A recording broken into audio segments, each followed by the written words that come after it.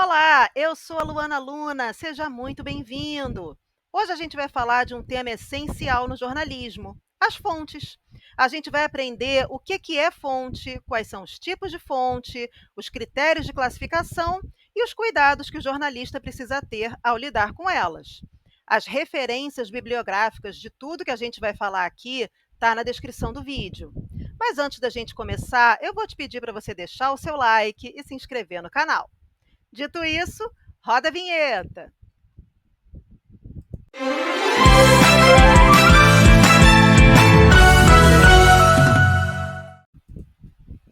O que é fonte no jornalismo? Quando a gente fala em fonte, a gente está falando de toda pessoa, documento ou instituição que passa informações para um jornalista, seja de forma aberta ou confidencial. As fontes são a base de qualquer reportagem, porque é por meio delas que o jornalista tem acesso às informações que vão ser noticiadas. Um ponto importante é que no jornalismo a gente só trabalha com informação de interesse público. Mas o que seria interesse público? Interesse público é basicamente quando um fato tem impacto na vida coletiva, gera repercussão social, envolve grupos, políticas, serviços ou dinâmicas que afetam a sociedade. A gente não vai detalhar, entrar nesse debate do que seria interesse público para o nosso vídeo não ficar muito longo, mas é basicamente isso. Então, nesse papel de mediador, o jornalista ele tem um papel de mediador entre os acontecimentos e o público, que tem o direito de saber o que acontece. Nesse processo de informar a população, diversificar as fontes é essencial. É conversando com as fontes que o jornalista tem acesso às informações, mas também entende o contexto, as causas e as consequências de um fato. E as fontes elas recebem classificações diferentes, de acordo com alguns critérios que a gente vai ver logo a seguir. Existem critérios de classificação das fontes e um desses critérios é quanto à origem. Nesse caso, existem três tipos principais de fontes. As fontes oficiais, que são as fontes oriundas do poder público, poder legislativo, executivo ou judiciário, nos níveis municipal, estadual e federal. Também entram como fonte oficial os institutos de pesquisa públicos, como no caso do IBGE. Fontes oficiosas são pessoas ligadas ao poder público, mas que não podem falar oficialmente em nome daquela instituição. Podem ser um servidor, um familiar de um agente público ou alguém que presta serviço para o Estado. E também temos as fontes independentes, que são fontes que não têm relação direta com o poder público, mas oferecem dados autônomos. Normalmente são as ONGs, organizações sem fins lucrativos, e também os institutos de pesquisa independentes. Classificação pelo grau de envolvimento com o fato. Nesse caso, entram três categorias de fontes. As fontes primárias são as pessoas diretamente envolvidas no acontecimento, as testemunhas, também chamadas de personagens da reportagem, e também entram aqui as instituições que participaram de um fato. São, por exemplo, quem esteve num acidente de trânsito, os moradores de uma área que esteja passando por algum problema que está sendo noticiado. Os relatos dessas pessoas aproximam o público daquela notícia. Temos as fontes secundárias. Fontes secundárias são os especialistas, as fontes experts. São pessoas com conhecimento técnico ou científico sobre um assunto que vão dar um respaldo para poder explicar, interpretar e contextualizar aquele acontecimento. Temos também as fontes terciárias, que são as pessoas que presenciaram um fato, mas que não têm formação nem autoridade técnica para poder comentar aquele assunto com profundidade. Então, nesse caso, elas acabam oferecendo mais uma opinião do que uma análise. Mas, de qualquer forma, todas as fontes, os vários tipos de fontes, são fundamentais na nossa apuração. E lembrando, é fundamental diversificar as fontes. Outros critérios de classificação. Além dos critérios que a gente já falou, O pesquisador Manuel Pinto, ele propõe mais alguns critérios para a gente classificar as fontes. Quanto à duração do vínculo com a imprensa, nesse caso podem ser fontes esporádicas ou fontes permanentes.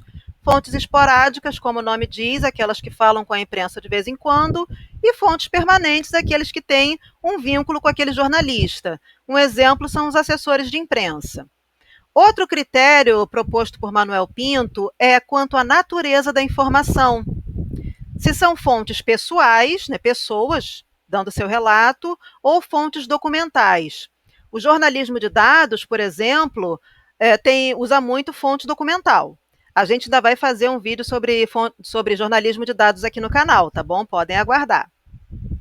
Então, as fontes documentais nesse tipo de jornalismo têm um peso enorme. Mas voltando, um outro critério de classificação, segundo Manuel Pinto, é quanto à atitude diante da imprensa. A fonte, ela pode ser, nesse caso, espontânea, resistente, reativa ou defensiva, de acordo com o modo como ela se comportou quando foi abordada pela imprensa. Agora a gente vai falar sobre fontes em off. O famoso off the record é quando o jornalista recebe uma informação privilegiada, mas aquela fonte não pode ser identificada publicamente. Isso acontece muito em jornalismo investigativo. O exemplo que a gente vê de fonte em off são aquelas pessoas que dão aquele relato no escuro, com o rosto coberto e com a voz alterada. Existem critérios éticos para o jornalista manter uma fonte em off. A gente não vai falar desses critérios aqui nesse vídeo, porque nós já temos um vídeo falando sobre off the record, falando exatamente sobre sigilo da fonte. O link eu vou deixar na descrição. E agora a nossa última parte, que a gente vai ver logo a seguir, que é o cuidado com as fontes. Cuidado com as fontes, verificação e checagem. O jornalista, ele não é um mero repetidor de boatos, ele tem compromisso com a verdade.